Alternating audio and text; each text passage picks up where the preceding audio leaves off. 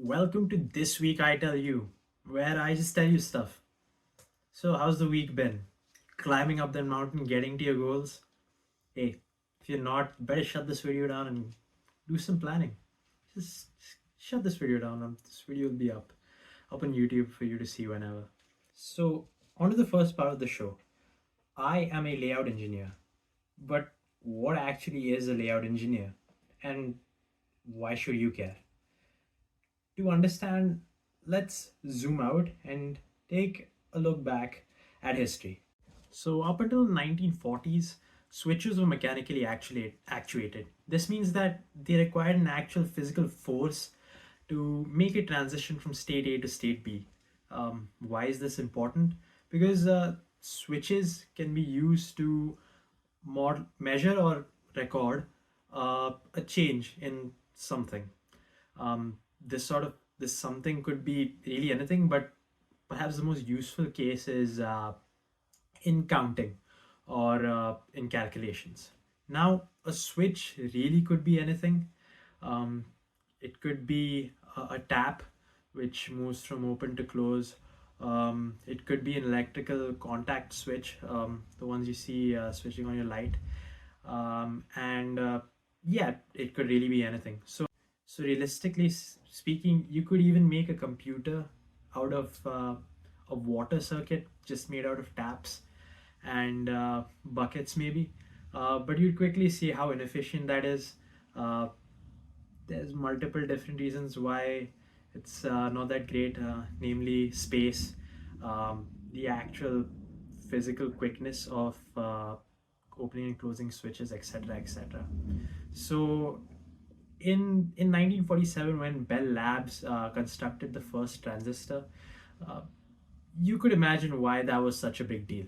So a transistor is basically an electric switch whereby you can use electric potential or an electric current on one terminal to influence an even larger electric current between the other two terminals. And so in 1947, post Bell Labs unveiling the first transistor, it was evident to everyone that calculations could be made a lot faster, and these things were pretty compact. They were a centimeter. They were along the scale of a centimeter in those times. And so in the following years, a lot of advancements were made, particularly in making these transistors smaller. What this achieved was to make them faster, make them use lesser power, um, fit more of them in a single unit area so that computation power per unit area increased, and many other different benefits. And so after many years and advancements made in the fields of manufacturing, physics, and mathematical modeling, we were able to fit about 2.6 trillion transistors onto one computer chip, which is insanely impressive. We've got down to 3 nanometer node processes compared to the centimeter node process that was first unveiled by Bell around 70 years ago. And yeah, we've got super blazing fast computers that have come out ever since. All of this is only possible because multiple different talented people from different industries come together to make it happen. The life cycle of a design of a computer chip sort of moves around like ideation, conceptualization, implementation, and manufacturing. So, in the ideation phase, different product engineers and business groups ask consumers what they'd like to see and what features they'd want in their computer chips. In the conceptualization phase, uh, uh, analog engineers actually make the circuit designs that are able to deliver these sort of features, and they use multiple different elements in their circuit design like capacitors, inductors, MOSFETs, which are a type of transistors, and BJTs, which are also a different type of transistor. Um, in the implementation phase, uh, layout engineers such as myself come in and actually implement the circuits that are designed by analog engineers physically using different types of materials like metals, um, p-type doped semiconductors, n-type doped semiconductors, n-wells, polysilicon, etc., etc. And yeah, and we actually implement them physically in the software. And finally, the manufacturing engineers who take all of this process and make it into something that we can actually touch in physical form on wafers and dies after lots of testing, of course. As a layout engineer, I have to work to ensure that all of the aforementioned materials come together to make the circuits that the analog designers have designed. And I'm also to make sure that all of these circuits fit together in the most compact way possible while also adhering to the constraints of the manufacturing team. So a little bit of this is automated already. There are design rule checks that prevent me from making any catastrophic mistakes that the manufacturing team can't really physically implement. And there are uh, pre-built unitary elements that represent different types of basic circuits that I can just drag and drop in. But that doesn't really uh, explore the full extent of my responsibilities. I'm also to look at making sure that the physical implementation of these circuits involve them not interfering with each other's business, making sure that these circuits have the least power drop across them as possible. I have to make sure that these circuits stand the test of time in multiple uses. There are multiple different issues like electromigration that happen that cause uh, circuits to fail in the future. And I'm also to make sure that sub circuits inside uh, these basic circuits designed by analog designers are made to be symmetric so as to ensure homogeneous working throughout all individual units of the analog design. And finally, we also work towards making this whole process more streamlined and more efficient by using various different scripting tools. So that's it about layout engineering. On to the next topic. As of quite recently, a very renowned mathematician and hedge fund trader, Jim Simons, passed away. Born to Marcia and Matthew Simons in Massachusetts in the 1930s. Uh, the child was christened James, but by the end of his life, he went with many different monikers. Most notably, uh, the greatest investor on Wall Street and the most successful hedge fund manager of all time. So I'd like to share a quote that was said by Jim Simons and goes something like this. He said, "Be guided by beauty. It can be the way a company runs, or the way an experiment comes out, or the way a theorem comes out. But there's a sense of beauty when something is working well, almost an aesthetic to it." I think it's quite poetic how um, a man surrounded by money and being so successful with money chose to transmit this message of pursuing something a little bit more complex, a little intuitive almost, compared to something more materialistic. At the time of his demise, James Simons was the 51st richest man in the world. And despite having all the means to satiate all of his senses, this was the message he chose to transmit to a classroom in 2019 in MIT. And so he chose to transmit the fact of almost some sort of alternative nourishment rather than this pursuit for the senses. Um, Now, beauty is quite a complex topic to discuss. Uh, in James Simon's quote itself, there's multiple different uh, variations almost to see beauty in different things. And this leads to something of a conundrum. How do we chase something if we don't know what it is? How do we chase something that's so extremely uh, subjective or so extremely personable? Or is it? Ashish Dalela at Shabda journal, does a brilliant logical explanation about beauty.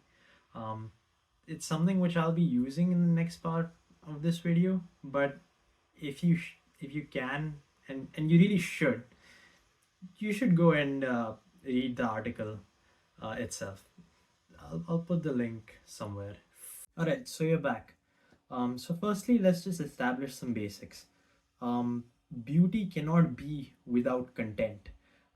It's impossible to have real art that is actually meaningless. So, uh, just form without actual content cannot really constitute beauty. Secondly, it's sort of imperfect to associate beauty with an emotional response.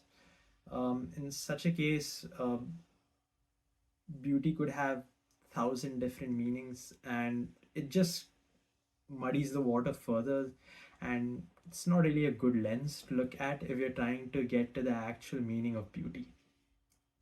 Furthermore, uh, we can't really trust our senses to be the real judge of beauty or not. Um, Olfactory receptors in our nose, for example, can be blocked from smelling certain smells. Our eyes clearly don't capture the entire wavelength of light, and certain different parts of our limbs can lose sensation and lose the feeling of touch. So we clearly know that our senses are imperfect, and thus it would be a disservice to allow them to dictate what beauty is. As such, it's like as I said, it's imperfect to perceive beauty through such senses, and uh, thus we're removing this sort of subjective notion of beauty, and doing so allows us to sort of focus in on what beauty might objectively be. Furthermore, just having a subjective notion of beauty sort of just evades the use of a colloquial term. If there's going to be a thousand different definitions, it's probably wise not to even have a word for it.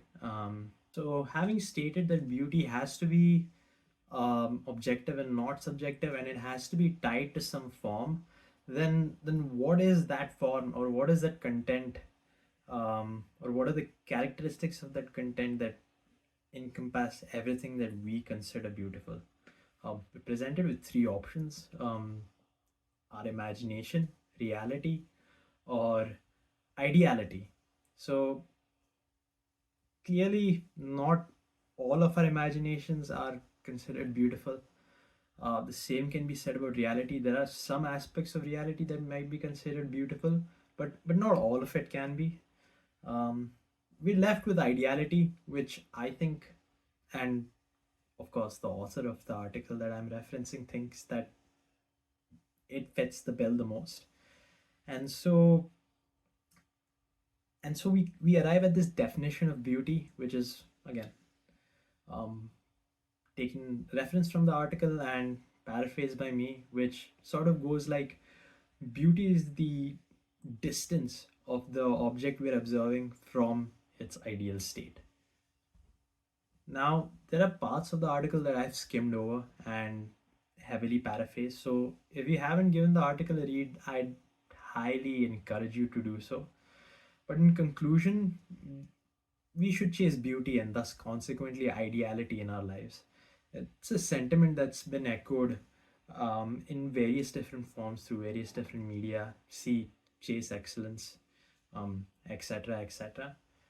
But it's definitely something that we'd all benefit by remembering more than once in a blue moon, and hopefully trying to dedicate our lives to it. So, the last topic of the day, I'd like to speak about a Danish black comedy film by the name of Another Round, starring Mads Mikkelsen.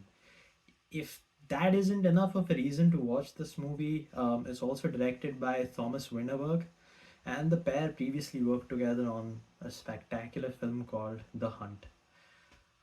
So the basic premise of the film is that it revolves around his suggest of it revolves around the suggestion of a now defunct a psychologist by the name of Finch Garderud, who said that humans were born with about 0.05% too low of a blood alcohol level. What do I say about this? This isn't a real theory. Firstly, um, it's actually a misinterpretation of another person's theory by the psychologist Finch Carterud. The person who he actually quoted was someone called Edmondo de Amicis or Amicis. Further reading into Edmondo de Amicis showed that he, at least on Wikipedia, showed that he was a children's novelist and a uh, and also participated in World War One. So I don't really know what Finch Carterwood was thinking when he suggested this. Without going in further detail about the movie's plot, yeah, they do the usual shtick about hey this is actually working, and they finally figure out that no, it sort of doesn't work if you take it too far, or you really can't be drinking alcohol on your day job, but you do you. um, but yeah, so what do we see from this? Well, no, just from a little research, alcohol in moderation does have its benefits. So it's effective in reducing stress. Um, it's has shown some positive benefits in reducing uh, cardiovascular effects.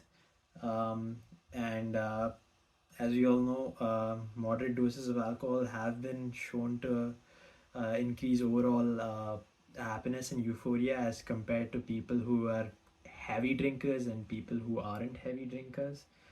And it's also been shown to improve cognitive performance and problem solving.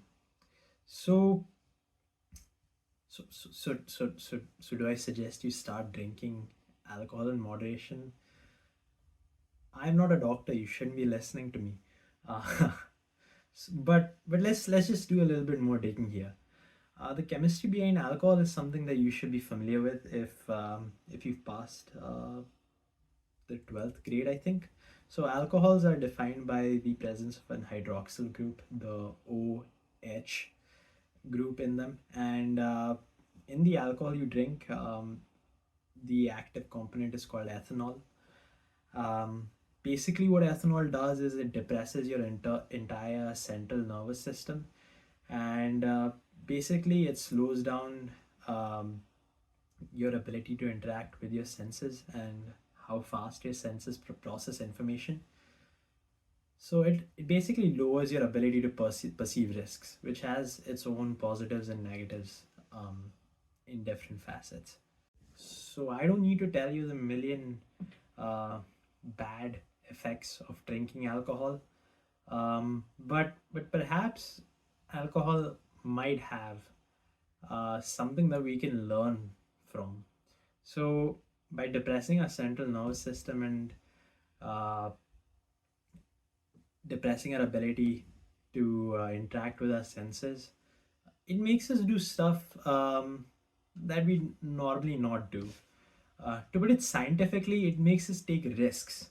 And while alcohol also sufficiently dumbs down your ability to capitalize on your risk taking behavior, today's world has evolved past the point where the risks you take end up being fatal, life threatening mistakes. So perhaps the only good from this movie is you have to do. It pays to operate on the edge of your limits. It pays to operate outside of your comfort zone, and it definitely feels good to go to failure. So go ahead and do the things that terrify you. For those really could only be the things that fulfill you the most. See you next week.